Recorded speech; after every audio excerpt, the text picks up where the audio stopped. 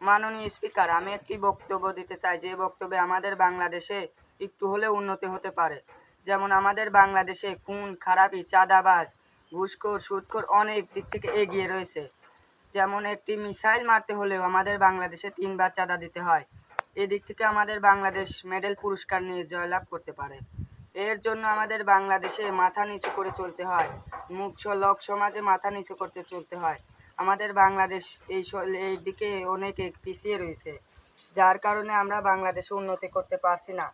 এই দিক থেকে উন্নতি করতে হলে আমাদের বাংলাদেশে একটু এগিয়ে যেতে হবে, মুখ খুলতে হবে। মুখ না খুললে কোনো কিছু সম্ভব নয়।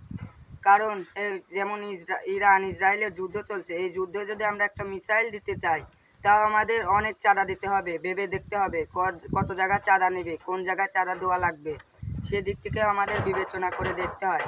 এর জন্য আমাদের বাংলাদেশ অনেক পিছিয়ে রয়েছে, চাঁদাবাজের দিক থেকে অনেক এগিয়ে রয়েছে, যা অন্যান্য রাষ্ট্রের চাঁদাবাজ এত নেই। এই দিক থেকে বিবেচনা করে দেখবেন।